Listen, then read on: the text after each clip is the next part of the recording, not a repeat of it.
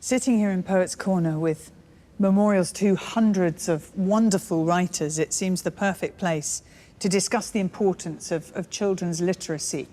And it's a subject very dear to my heart as an author of children's books, and I know, Your Royal Highness, something that you care about passionately. I've always had a passion for books. Books have been part of my life for so long. I started reading when I was very, very young with a father who was a fervent bibliophile. So from the age of 2 or 3, he used to sit and read to us children, take us on wonderful adventures sort of all over the world. And I think I was bitten at that age, and from then I've just kept going, and I've got involved in a lot of literacy programmes and patronages, and I just feel very strongly that all children should be taught to read. And getting access to books is crucial for that. And we're joined live on screen from India by Ranjit, who won the Global Teacher Prize for 2020. Ranjit, can I ask you, how have you tackled those challenges, and how also have you made education fun? Because that's something you really believe in. It was not an easy task for me. The girls were sitting at home, taking care of their little brothers and sisters, so no one was caring about girls' education.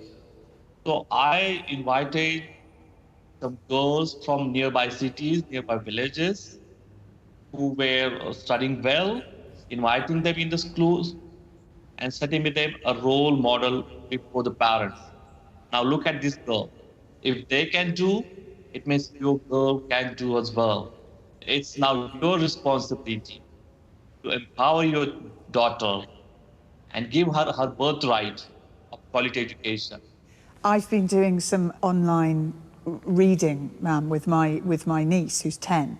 So she reads a bit of a book and I read a bit of a book. So we have this shared experience, and actually, for all that, you know, it has separated us, the pandemic, at least with the internet, we can be connected, and there's so much that becomes possible. Now, I have to admit, I have to put my hand up. So before lockdown, I wasn't a great lover of the internet. In fact, I was always trying to wrench these machines away from my grandchildren. But since lockdown, I'm afraid I have to admit I have become a little bit of an addict. During the first lockdown, I just thought it might be a good idea to make a list of some of my favourite books online, another asset of the internet. So I launched a reading room, which is a book club, but it's my reading room. It's fascinating how much it connects people all over the world. But what it does as well is it creates a shared experience, and I think that's what we've all been missing so much, because we haven't been able to have it through sport or theatre or the usual outlets. So actually lots of people reading the same book and then having, you know, quite an active conversation about it. It is, you can share it all, you know. And I said, we've all been bereft of friends and a lot of people surrounding us, so it's nice to have a way of chatting.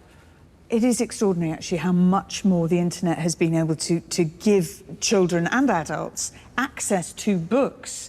And Ranjit, how has that impacted your students, being able to read online and being taught online? Yeah, they have experienced the power of internet as well. And reading online has actually improved them to expose themselves to new things. It also helped my students and improved their imagination.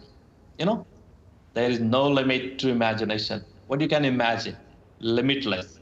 And also, it improves to reduce stress. Can I ask Ranjit one question?